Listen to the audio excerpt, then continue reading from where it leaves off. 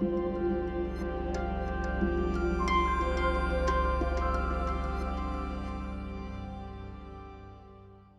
everyone, my name is Ian Chen, and I'm a Taiwanese-Canadian composer working in films, TV, and video games. Today, I will introduce you to a variety of traditional Chinese instruments, and at the end, I will show you how these instruments may be used in the context of Western orchestral music, taking examples from my soundtrack to indie game Fantastic Creatures, which was nominated for Music of the Year at last year's Game Audio Network's Guild Awards. Now, before I start, I must mention that I'm by no means a real expert or an ethnomusicologist on this subject matter. My knowledge came mainly through discoveries I made along the way when arranging and writing for these instruments, as well as from my time in college when I managed a small Chinese music ensemble in upstate New York. In comparison, in China as well as Taiwan, traditional Chinese music has their own conservatory systems separate from that of Western music. And just like Western music, there are many branches, subgenres, and regional differences within this overarching thing we call Chinese music. And since China is geographically enormous, there can be astonishing differences between the music of different regions. And some of the most popular Chinese instruments today actually all came from different regions of China. Today, I will attempt to go through some of the most popular instruments, as well as some lesser known ones that are unique to the Chinese musical sound. First, let's look at the different family groups. Now, there are many ways to categorize Chinese instruments, and traditionally, Chinese instruments are grouped into these 8 categories you see on the screen, known as the Ba Yin. These are the metal on the left, stone, silk, bamboo, gourd, clay, skin or leather, and at the end wood. And for the purpose of today's discussion, I want to use the more modern way of categorizing them, and we'll broadly divide them into bowed strings, plucked or struck strings, woodwinds, and percussions. Now, in the family of bowed strings, the most famous one is probably the erhu, which is also sometimes called the Chinese fiddle, even though the one we are most familiar with is really only a specific regional variant of the family of the huqin from the southern part of China. And I actually have one right here with me. I want to use this to show you the construction. As you can see on the face, there is a little bridge sitting on the python skin, and this is actually, so when I brought this instrument into the US, I actually had to declare it because of the python skin here. And as you can see, the bow actually sits in between the outer and the inner strings. So when you play the inner strings, you kind of pull towards you, and when you play the outer one, you push it out. Anyway.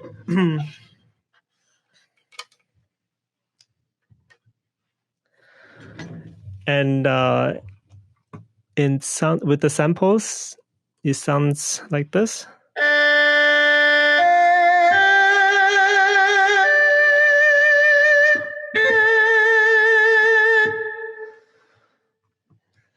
As you can hear, the erhu is very expressive and melancholy, and is suitable for sentimental solo passages. But even though it is in the bowed string family, like a violin, I would advise against using erhu in an ensemble setup the way violins, violas, and cello are used in Western orchestras. I know there have been attempts in recent decades to reinvent Chinese music using the Western orchestral setup as a model. And as such, many modern Chinese orchestras employ an ensemble of erhuists to replicate the string section in a Western orchestra. Here I have some example pictures to show. This is the Nanyang Chinese Orchestra. As you can see on the left and the right, there are groups of erhu players. And then here's the Shanghai Chinese Orchestra. See the erhu players. And there have also been attempts to reinvent new instruments for this purpose. For example, the gehu, which was invented in the 1950s to replace the cello in the modern Chinese orchestra. It's kind of like, it's the size of a cello, but with a python skin and such. Now, my problem with this approach is that the sound of an erhu is, I think, fundamentally different from the sound of a strings family in a Western orchestra. The erhu is really strong and piercing as a solo instrument, but in an ensemble setting, the sound of each instrument don't really add up the same way violins do, for example. And as a result, the sounds produced become kind of bland and non-expressive. But this is my personal opinion, and of course, you should seek out recordings and judge for yourself. Now, this leads me to the next instrument family group, the plucked or struck strings. You can see at the back. In a large ensemble setting, I think these will be the instruments I use to provide a strong foundation and harmonic structure to the music, similar to how strings are used in Western orchestras. And in particular, the zongruan, the daruan, the pipa, liuqing, and yangqing are the most popular ensemble instruments used in this way. And each of these instruments is also great for solo. One of the most famous in this category is the pipa, which can be heard in the soundtracks for Zhang Yimou's 2004 film House of the Flying Dagger, as well as, for example, Stephen Chow's film Kung Fu from the same year. Yeah, I have the liuqing here, which is a smaller, kind of like a smaller version of the pipa, as well as the zongruan on the right. I'll show you.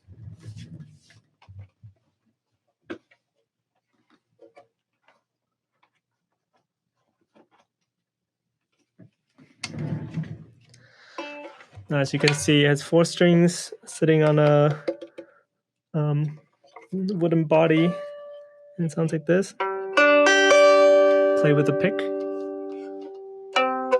And there's a technique often used called shake that sounds a little bit like this. No, I'm not a liuqing player.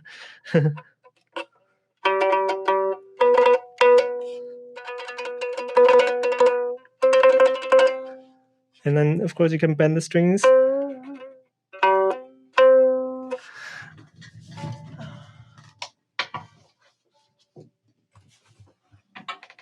And this is the zongruan, or the medium lute.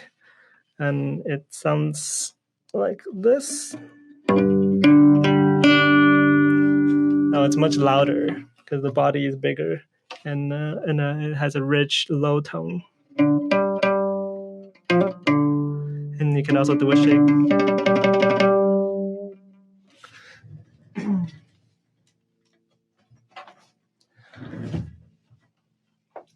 Now, if I remember correctly, these instruments actually come from western part of China. And I'll show you what the samples sound like. So this is the pipa.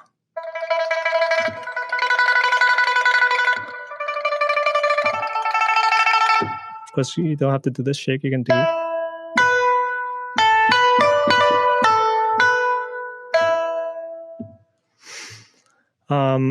And the next one, another popular instrument in this family is called the guzheng, which is a zither-like instrument, and basically the ancestor of the Japanese koto. And in an orchestral setting, it can be thought of as similar to a harp. And here's a picture of a guzheng. Here we go.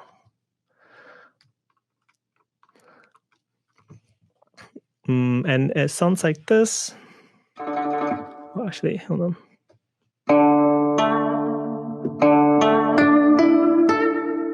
So as you pluck on one side, you can use the other hand to push down on the string on the other side to raise the tone and to make this kind of.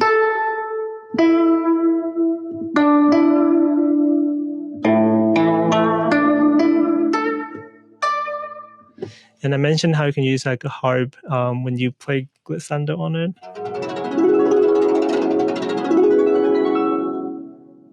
A very Chinese sounding thing. And next we have the woodwinds family, which includes the dizi, the sheng, xiao, suona, and hulusi, just to name a few.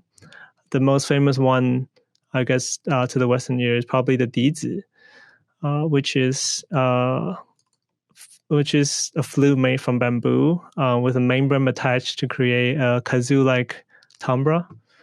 Sounds like this.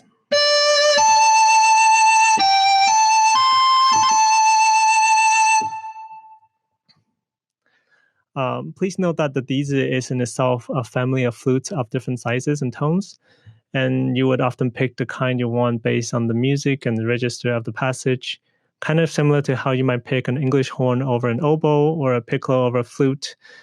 A dizi player often carry a bag of a variety of these instruments and use them based on the key and characteristics of the music. And speaking of which, it might be good to know that many Chinese instruments, especially those in the woodwinds family, are key specific, just like their Western counterparts. The difference is that Chinese instruments are not fitted with keys to help with semitones, since Chinese music is traditionally played in a 7-tone equal temperament rather than the Western system of 12-tone. And as such, you'll find that a Chinese dizi player might switch between a C flute and a D flute depending on the music written, even though these are pretty close in register. And I have some pictures, I think. Hold on. Here we go. As you can see, this is a picture I took of the Hulusi and dizi player who came in to record for the soundtrack. At the back, you see a bunch of dizi that he brought for different passages of the music. And finally, don't forget that percussion instruments are some of the most important and widely used instruments in all sorts of Chinese ensembles, from small to large. For example, in Beijing opera, the drum cymbals, woodblocks, and clave play some of the most critical role in dictating the proceedings of the play, and often also signify important story events in the opera. Now, percussion instruments can take center stage much more often than what happens in traditional Western orchestral music. Examples can be heard in films such as Ang Lee's Oscar-winning film Crouching Tiger, Hidden Dragon. During a fight scene, you only hear a few percussions playing, but it's kind of captivating and pushes the drama forward. I also used a passage like that in my soundtrack. I'll just show you right now quickly. Sentence of the Yellow River.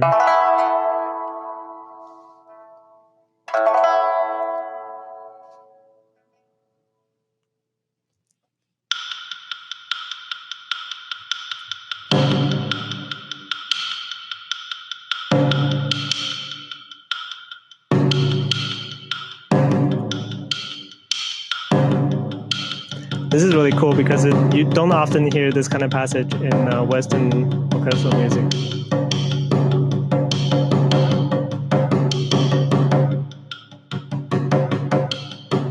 And then later,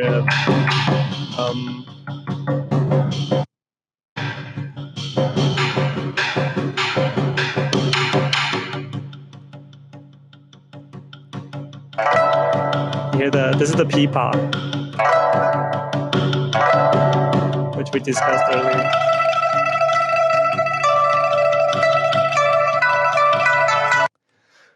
Yeah. So that concludes the most, I guess, the more popular instruments that I was going to talk about. But there are also a few lesser known instruments that I want to talk about, which I incorporated into my soundtrack. In the plucking struck strings family, we have the yangqin, which looks like this. Oh, no, not that one. This one. As you can see, it's basically a dulcimer, and it's very useful in a supportive role, doing things like trills, chords, and arpeggio runs. It sounds like this.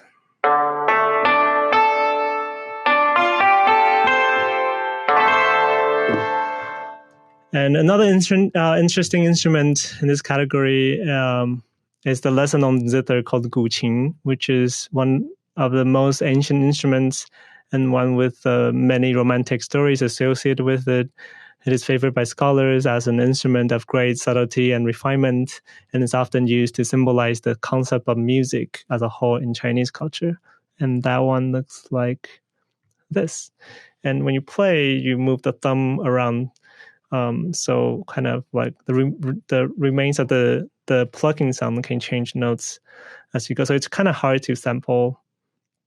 I did use a little bit of it in the beginning of one of my tracks.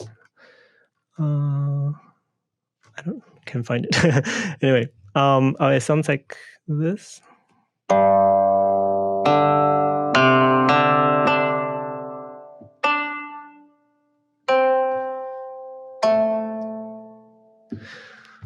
It's a little hard to show because when you move the thumb around, it changes the tone.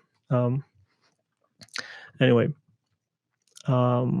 next we have the hulusi, which is the gourd category and is in the woodwind family. It's made from 3 bamboo pipes attached through a gourd, making a beautiful, rounded, and mellow sound. I think I showed it earlier. Yeah, it's this thing sitting in the front, and the whole thing looks like that. It's originally used by just a few ethnic minorities in the Yunnan province, and later gained popularity throughout China. Here's what it sounds like.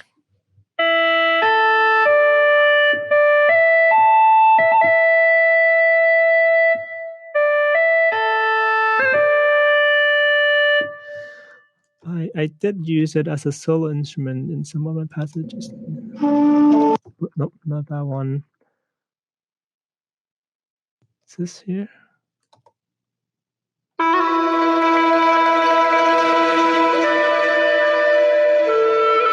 Yeah, that's the hulusi here.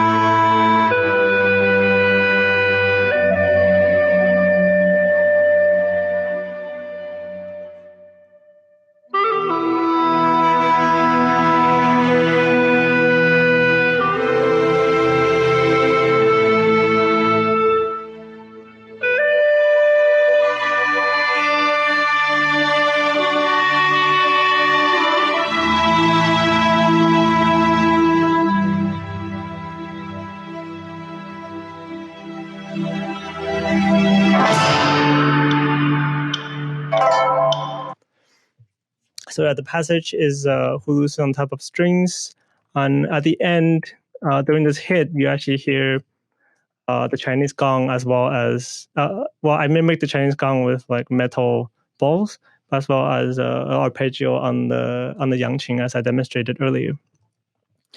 And finally, we have the sung, which is a really cool instrument. It's basically a mouth organ made with bamboo pipes of different lengths. It has one of the most unique sounds not really heard in Western music. And it is also the grandfather of many instruments found throughout Asia and Southeast Asia, such as the Japanese sho. It looks like this. And when they play, they hold the instruments with both hands. So it is also very expressive. And I used in... Actually, let me show you how it sounds.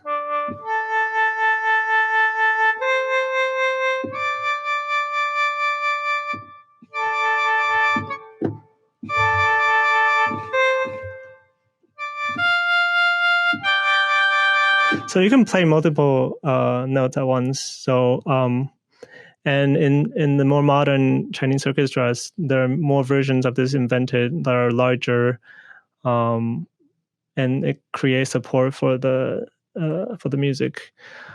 Let me see if I can. Oh, I also used it in a way to play off the brass section in an orchestra. Let me see.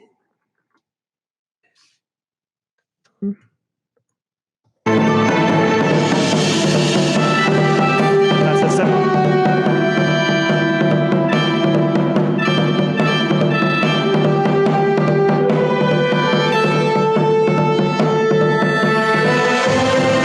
So there are a lot of different techniques in all of the instruments that I briefly mentioned today, and sometimes it's difficult to know all the details of the instruments. But what's great about these folk instruments, is that once you hired an instrumentalist in, they can provide articulations or ornaments that you didn't even think was possible. And that really adds a lot to the music as well. And now I want to briefly talk about how, let me just show you some passages and different examples of the music. For Dizi, I use as a solo.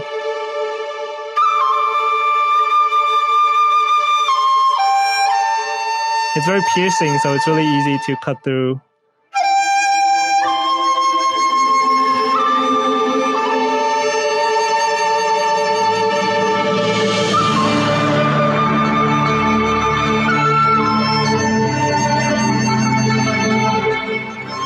So that was a combination of Dizi and the plugin family with the strings.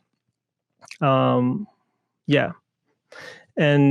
that's a more of a fusion sound. And whereas here I'll show you a more traditional sound.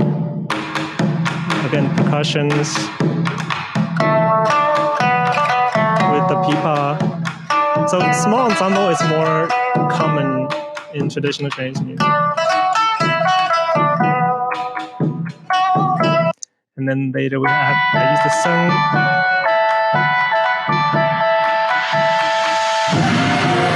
And we go into a Western sound.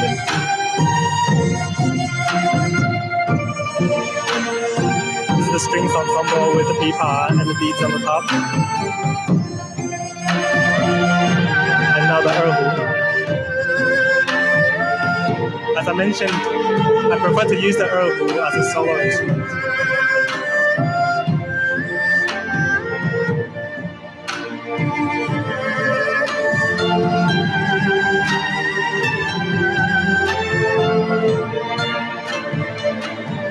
And now, cello is also very useful, even though it's not a Chinese instrument.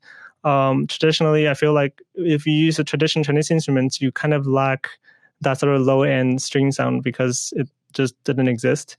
So, in fact, a lot of modern Chinese orchestras just simply use the cello.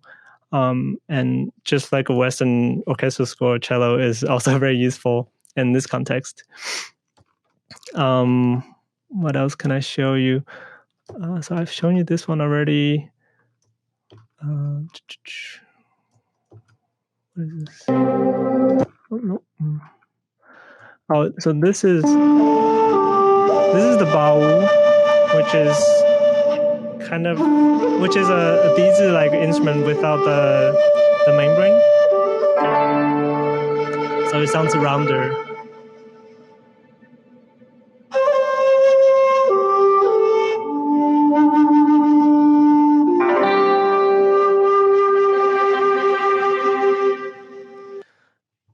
And that's called a bawu, B-A-W-U.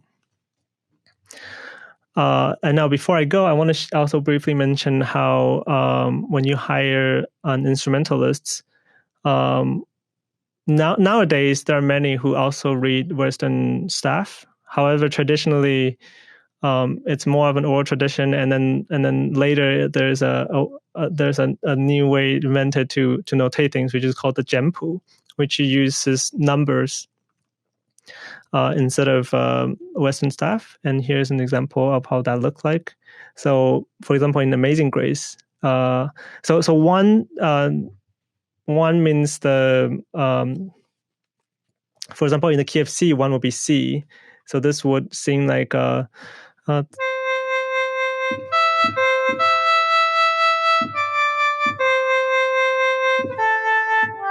so as you can see, it tells you on the top that it's in 3/4, and then if you see 1, it means the C, and then 3 is E, and so on and so forth. And the dots means the octave.